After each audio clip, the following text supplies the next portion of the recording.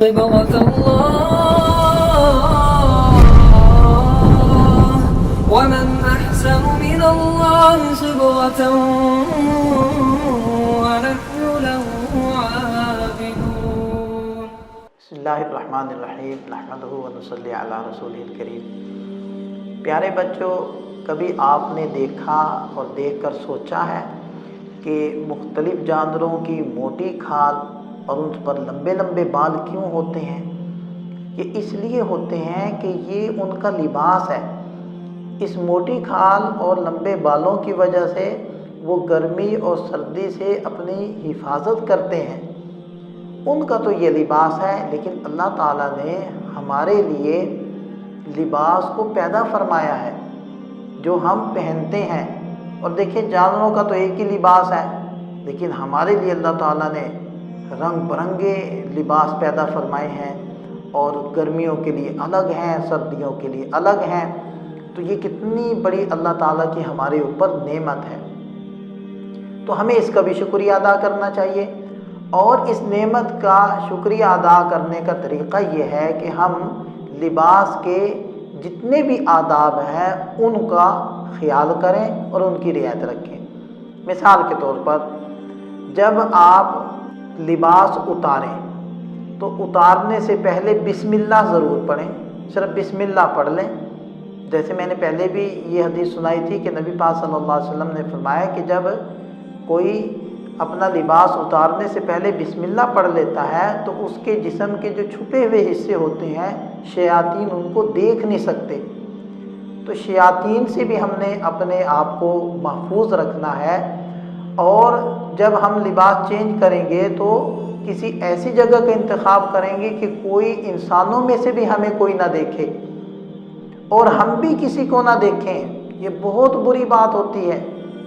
ہمارے پیارے نبی صلی اللہ علیہ وسلم کتنے سراپے رحمت تھے اور کتنی زیادہ ہم سے محبت کرتے تھے، کتنا ہم سے پیار کرتے تھے، کتنی ہمارے لیے دعائیں کرتے تھے. لیکن ہمارے پیارے نبی نے بھی یہ بد دعا کی ہے ان لوگوں کے لیے جو کسی کے جسم کے چھپے ہوئے حصوں کو دیکھتے ہیں یا دکھاتے ہیں، کہ اللہ تعالیٰ ان لوگوں کو اپنی رحمت سے دور کر دے. یہ بات ہمارے پیارے نبی صلی اللہ علیہ وسلم کو بہت ناپسند تھی. آپ بالکل اس چیز کو برداشت نہیں کرتے تھے. اس لیے ہم نے جنات سے بھی اپنے جسم کی بھی حفاظت کرنی ہے اور انسانوں سے بھی اپنے جسم کی حفاظت کرنی ہے. کسی کے جسم کو نہ ہم نے دیکھنا ہے، نہ اپنا جسم کسی کو دیکھنے دینا ہے. اور جب ہم لباس اتاریں گے تو بائیں جانب سے اتاریں گے. یعنی اگر ہم نے قمیض اتارنا ہے تو پہلے بایاں بازو اتاریں گے، نکالیں گے، پھر دایاں بازو نکالیں گے. اسی طرح جب ہم نے اپنا پاجامہ پینٹ ہے یا شلوار ہے اس کو اتارنا ہے تو پہلے بایاں پاؤں نکالیں گے اور پھر دائیں ٹانگ نکالیں گے. اس طریقے سے لباس اتارنا ہوتا ہے. اور جو پہننا ہوتا ہے وہ اس سے بالکل برعکس ہے کہ یعنی پہلے دایاں بازو پہنیں گے، پھر بایاں بازو پہنیں گے. اسی طرح پہلے دایاں پاؤں میں اور دائیں ٹانگ میں شلوار پہنیں گے، پھر بائیں میں پہنیں گے. یہ طریقہ ہم نے اختیار کرنا ہے. اور جب ہم نیا لباس پہنیں گے تو یہ اللہ تعالیٰ کا ہمارے اوپر ایک دوسرا انعام ہوا، دوسری نعمت ہوئی کہ ہمیں نئی چیز ملی. تو اس کے لیے بھی ہم نے دعا پڑھنی ہے. الحمدللہ الذی کسانی ھذا ورزقنیہ من غیر حول منی ولا قوہ. کہ انسان تو خود لباس پیدا نہیں کر سکتا، بنا سکتا ہے، فیکٹری میں بنتا ہے، لیکن اس کا خام میٹیریل کہاں سے آتا ہے؟ وہ بھی تو اللہ تعالیٰ نے پیدا کیا ہے. کپاس اللہ تعالیٰ نے پیدا کی، اس سے دھاگا بنتا ہے، اس دھاگے سے پھر کپڑا بنتا ہے. تو اگر اللہ تعالیٰ یہی کپاس پیدا نہ کرتے، کاٹن پیدا نہ کرتے تو ہمارے لیے لباس کیسے بنتا؟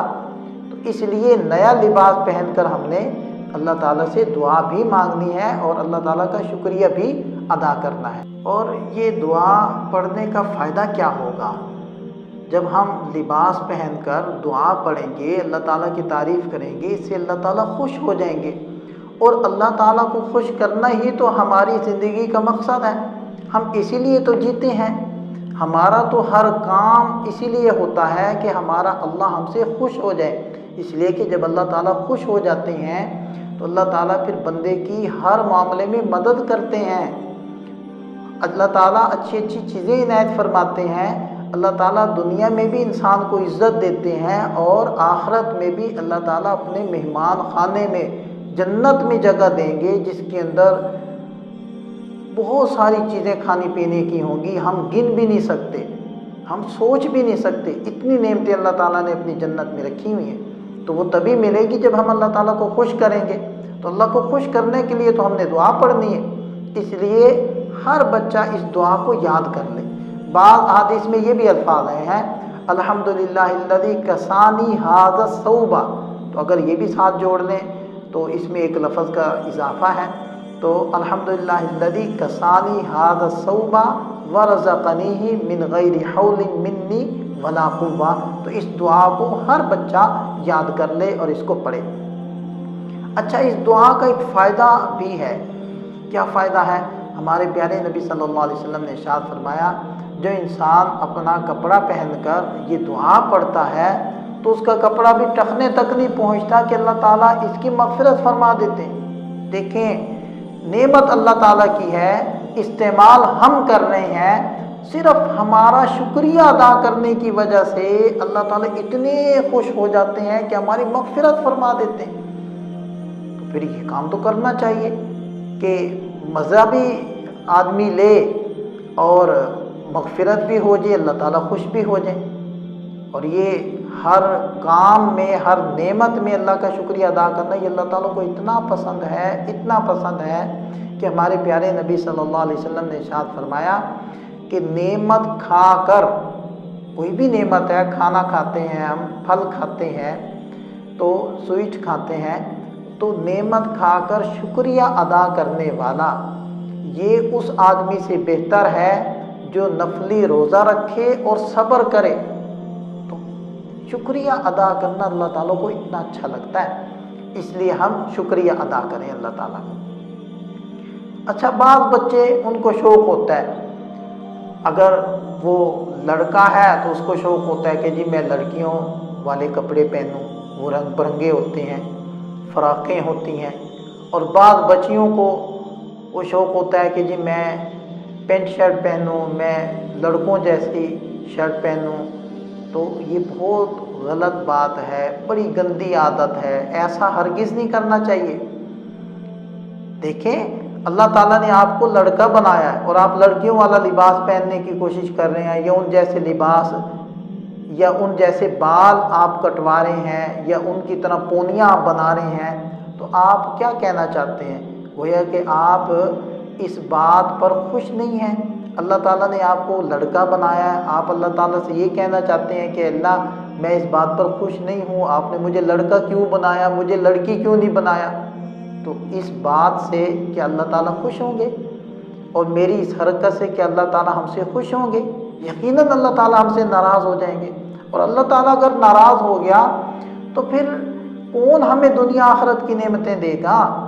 تو اس لیے کوئی لڑکا وہ یہ خواہش نہ کرے کہ میں لڑکیوں جیسے کپڑے پہنوں، لڑکیوں جیسے بال بناؤں، لڑکیوں کی طرح میک اپ کروں، اور کوئی لڑکی یہ نہ سوچے کہ میں لڑکوں کی طرح باہر پھروں، ان کی طرح بال کٹواؤں اور ان جیسا لباس پہنوں۔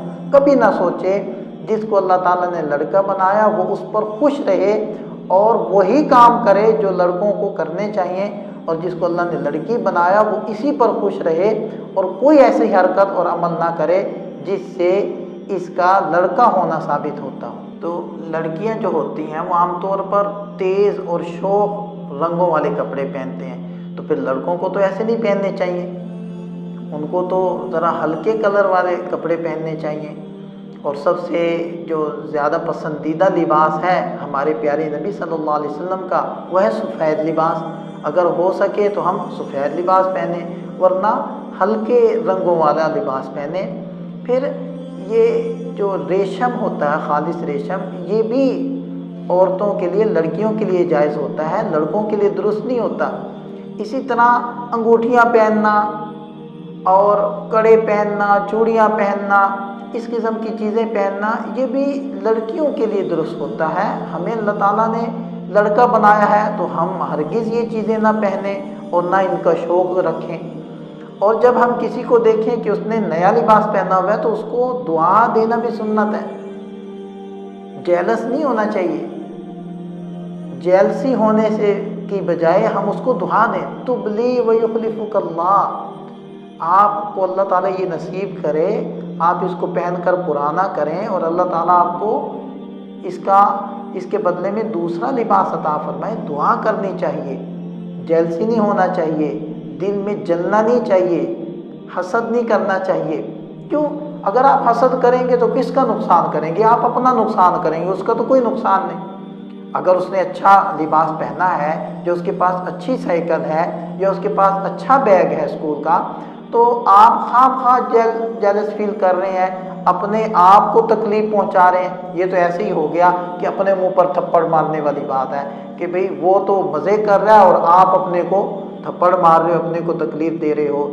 تو اس سے بھی بڑی تکلیف یہ ہے کہ آپ جیلس فیل کر رہے ہیں۔ ایسا نہیں کرنا چاہیے، اس میں صرف آپ کا نقصان ہے، اس کا کوئی نقصان نہیں، بلکہ اس کو دعا دینی چاہیے بھی اللہ تعالیٰ آپ کو اور دے، اور اچھی چیزیں دے، اللہ تعالیٰ ہمیں بھی دے۔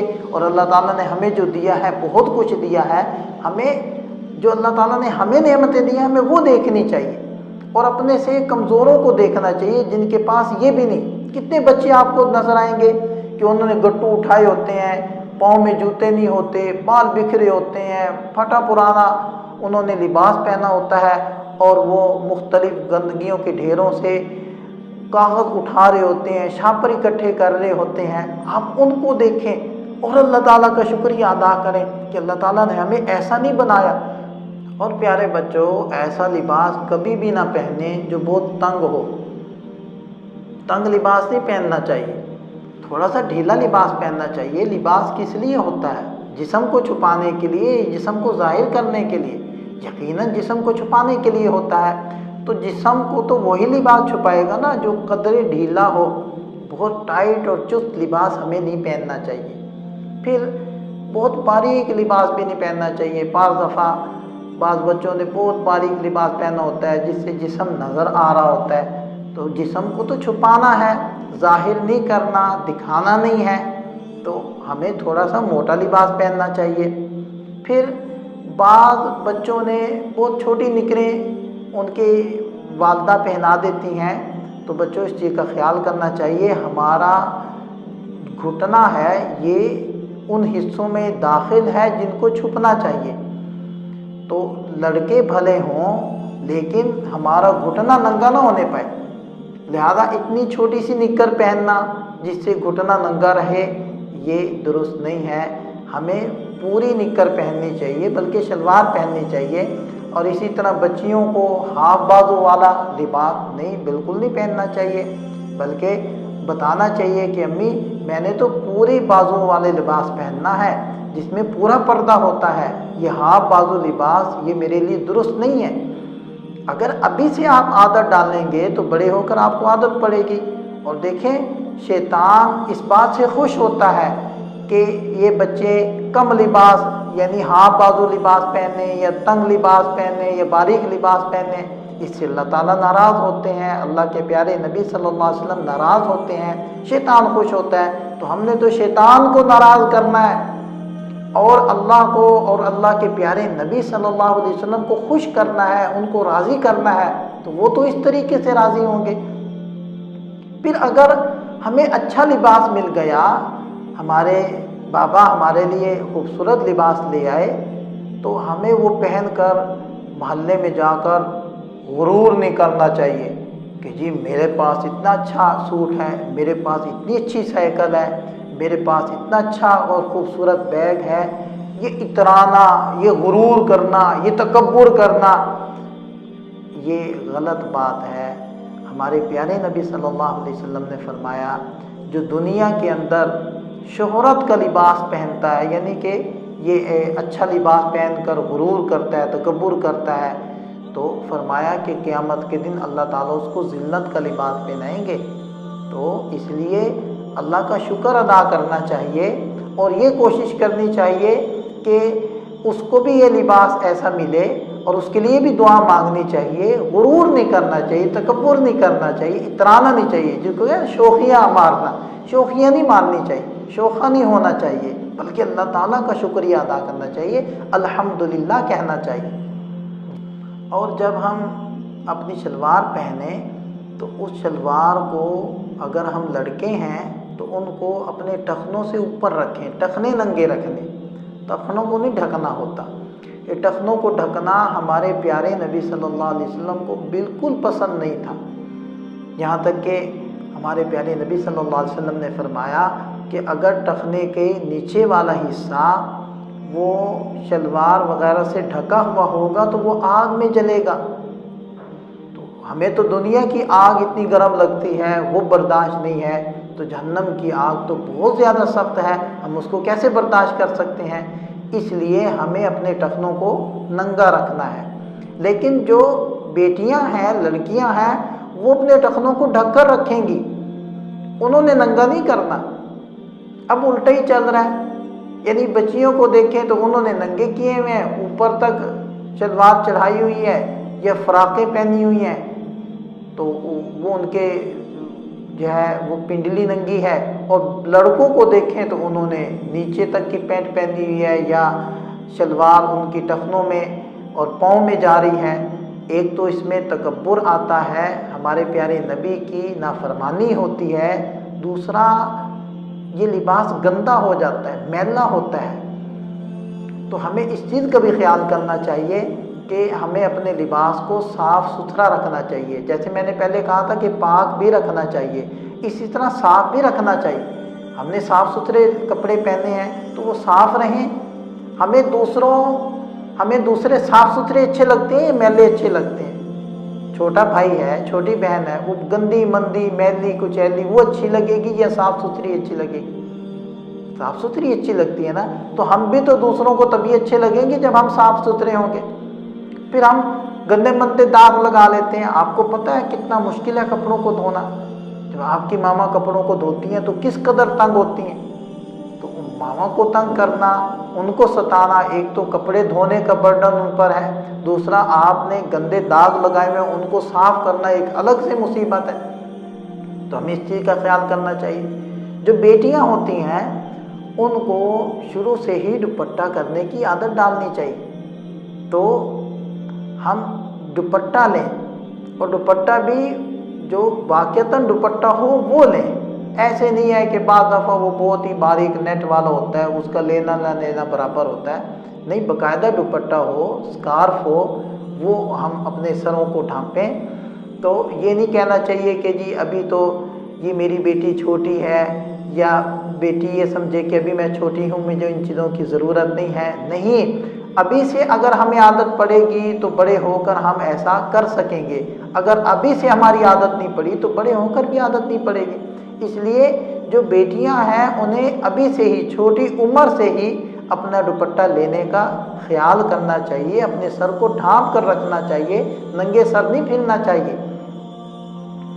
اور جب ہم اپنے میلے کپڑے اتارتے ہیں تو ان کو دائیں بائیں نہیں پھینکنا چاہیے۔ جہاں ڈرائنگ روم میں چینج کیے ہیں تو وہاں صوفے پر پڑے ہوئے ہیں، بیڈ روم میں چینج کیے ہیں تو وہاں بیڈ پر یا چیئرز پر پڑے ہوئے ہیں، کوئی ادھر پڑا ہے کوئی ادھر پڑا ہے، ایسا نہیں کرنا چاہیے۔ جب ہم لباس چینج کریں تو جو لباس اتارا ہے ان کپڑوں کو جمع کر کے کہاں رکھیں گے؟ واشنگ مشین کے اندر، یا کوئی اور اگر جگہ ٹوکری وغیرہ مقرر کی ہوئی ہے تو وہاں پہنچائیں گے، کسی اور کو اٹھانا نہ پڑے، بلکہ اپنے میلے کپڑے میں خود اٹھاؤں اور اپنی جگہ پر پہنچاؤں۔ ایسا کرنا چاہیے۔ اللہ تعالیٰ ہم سب کو توفیق عطا فرمائے۔